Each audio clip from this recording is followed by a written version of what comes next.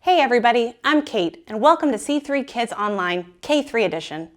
I'm coming to you from Community Christian Church in White Marsh, Maryland, where we're all about helping people find their way back to God. C3 Kids Online, K-3 edition is a place for kindergartners through third graders to learn all about Jesus and how much He loves us. I am so glad you've tuned in today. We're going to continue learning about our virtue of courage, which is being brave enough to do what you should do even when you're afraid. Today we'll meet David. His story's pretty popular because he's the one that fought the giant Goliath. David trusted God to give him the courage he needed to face the giant, and God used David to do the impossible and defeat Goliath. If you haven't heard about David, you'll hear about him in today's Story Lab. But first, your countdown is on its way, along with some awesome worship. So let's get to it. Let's roll.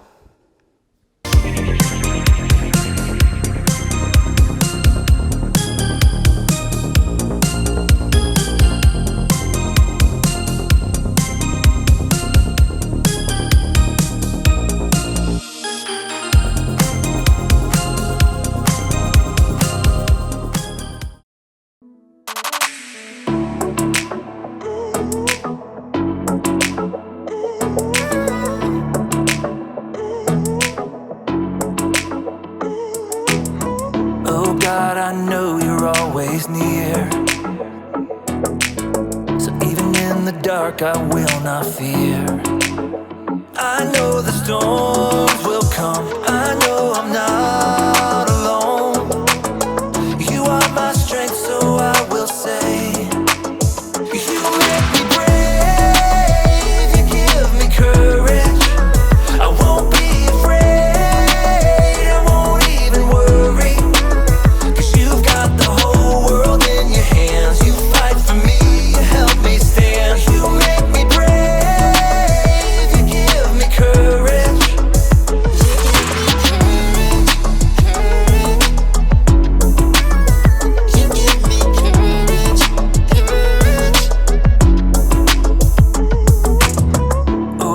You always bring me peace. You are a fortress around me. Even when my heart breaks, even when there is pain, you will be my strength, so I will say, you make me brave, you give me courage. I won't be afraid, I won't even worry.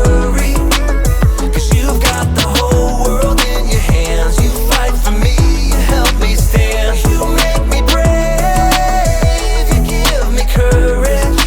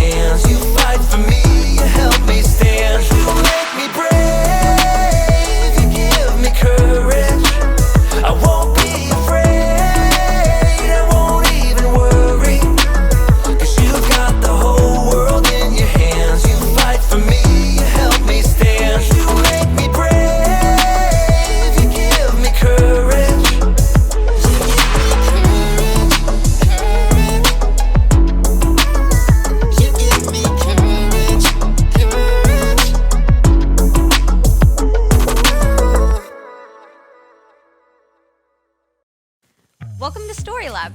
This week, we're talking about courage, while we take a look at the story of a kid who landed a giant job. Oh, and we're also gonna be doing this.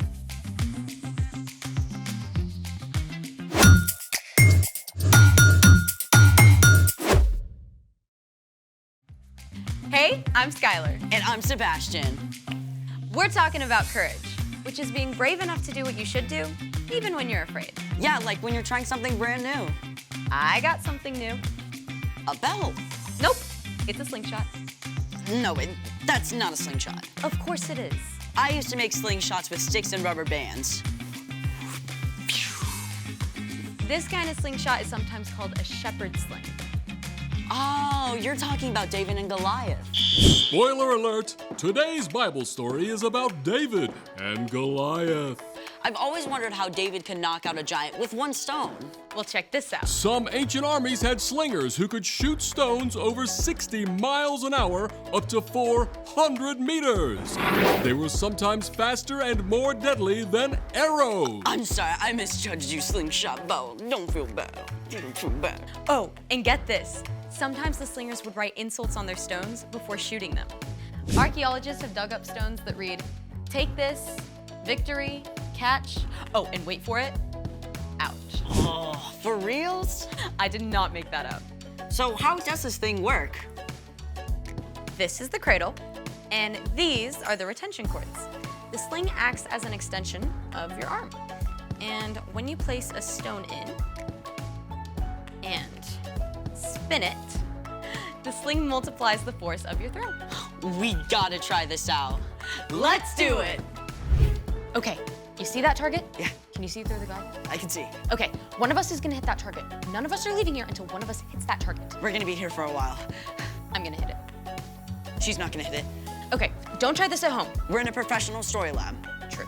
Okay, first, you're gonna take your index finger and you're gonna put it through the loop. Okay, I got it. Got it? Okay. Then you're gonna grab onto this retention cord. Okay.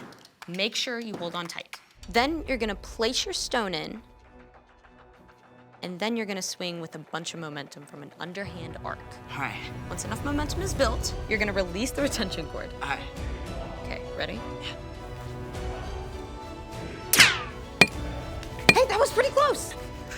Hey, let me go. Let me go. You go first. first. You go first. Okay. I'm gonna try the figure eight. Or not.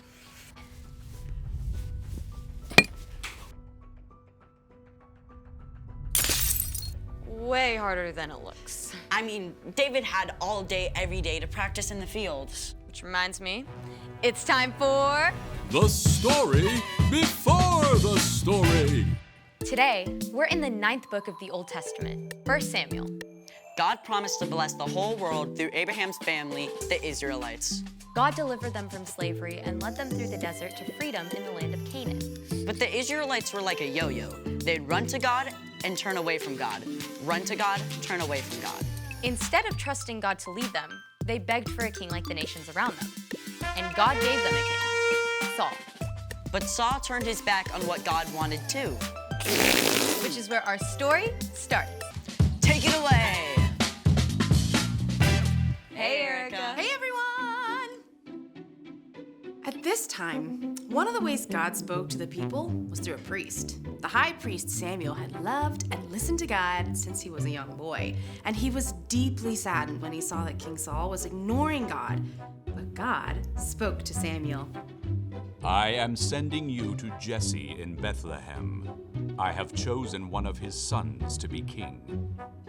So Samuel was in a tricky position. Saul could have Samuel killed for anointing a new king, but Samuel chose to be brave and do exactly as God had told him. Samuel traveled to Bethlehem, where Jesse lived with his sons. The first son, Eliab, was tall and handsome and definitely looked like king material. And Samuel thought to himself, Oh, this has to be the one the Lord wants me to anoint for him. but God had something super important to say to Samuel. Do not consider how handsome or tall he is. I have not chosen him. People look at the outside of a person, but the Lord looks at what's in his heart. Jesse had 6 other sons stand right in front of Samuel, but even though they looked pretty kingly, God made it clear to Samuel. Well, God hasn't chosen them either. Are these the only sons you have? Well, my youngest son is taking care of the sheep. Well, okay, I'll send for him. So, of course, Jesse sent for his youngest son, David. And when David showed up, well, he looked and smelled like he'd been hanging out with, well, a bunch of sheep. But God was looking at David's heart instead of his haircut. He told Samuel, Get up and anoint him. This is the one. So Samuel poured oil on David's head, a special sign that God had chosen him to be the next king of Israel. Okay, now, just to be clear, David was not king yet. In fact, Saul didn't even know there was a new king waiting in the wings. He was busy leading the nation, and later trying to fight off a Philistine invasion. And the Philistines had a secret weapon, a warrior more than 9 feet tall, named Goliath. Choose one of your men. Have him come face me to decide this war. I dare you. Obviously, the Israelites were terrified. For 40 days in a row, they cowered behind the battle line as Goliath repeated his dare. Now, David's brothers were part of Saul's army. And after all this time, their dad wanted to make sure they were okay. So Jesse told David to leave the sheep behind and take some food to his brothers. David arrived just in time to hear Goliath's challenge. Come and fight me. I dare you. Right away, David turned the men around him. He's bringing shame on Israel and trash-talking God. Someone has to fight him. Word got back to King Saul that this kid was asking about Goliath. So Saul sent for David. Don't let anyone lose hope because of this Philistine. I'll go out and fight him. You're too young. When I'm taking care of my father's sheep, sometimes a wild animal attacks. I go after it to save the sheep. I've killed a lion and a bear. God saved me from them, and he'll save me from this Philistine. Go. May the Lord be with you. At first, Saul wanted David to wear his own armor. But it was super heavy, and David wasn't used to it. So David shrugged it off and went and found 5 smooth stones from the stream instead. Come and fight me! This time, when Goliath made his challenge, David stepped forward. The warrior mocked him. Come over here. I'll feed you to the wild animals. You come against me with a sword, but I come against you in the name of the Lord. He'll give me victory over you. As Goliath moved to attack, David raced forward. He took one of those stones, fit it in his sling, and spun it with all his might. The stone sliced through the air and hit Goliath squarely on the head. Ow. The giant swayed and fell to the ground, dead. When the Philistines saw their hero was dead, they panicked and ran. The Israelites chased them until their whole army scattered. And Saul was so impressed with David, he invited him to come and live at the palace. The end. That story gives me the chills, no matter how many times I hear it. I mean, how did David have the guts to do that?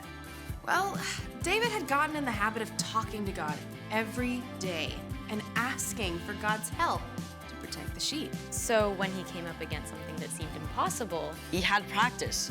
He was ready. so what's our part in the story? Now, I don't think any of us will meet a 9-foot-tall giant soon, but you probably are going to face something that feels big and impossible. Maybe someone you know is sick. You're super nervous about visiting them, but you can encourage them and show them God's love, even when things feel dark. Or maybe your giant is PE. I have a friend who hates running. She was gonna pretend to be sick on the day she had to run a mile in PE. What happened? well, we talked to God about it together, and she got out there and ran. Wow. Yep. You don't have to do the impossible alone. Jesus went up against the biggest, scariest thing of all, death, and he defeated it. God raised Jesus from the dead, and when we believe in Jesus, we get to face our fears with the very same power that raised Jesus back to life. All right, you guys, I'll see you next time. Bye, Erica. So here's the thing. You can do what you should, even when things seem impossible. Like actually trying to hit the target with this thing. We looked a little weird. Yes, we did. Want to try again? Absolutely.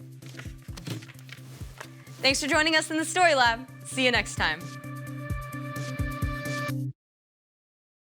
I hope you enjoyed today's C3 Kids Online K3 edition.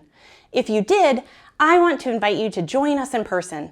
We have a space just for kindergartners through third graders to meet other kids their age, connect in a small group, learn all about Jesus, and have a whole lot of fun along the way. Head to our website at communitycc.net where you can find all the details and you can even pre-register for your visit. We hope to see you soon.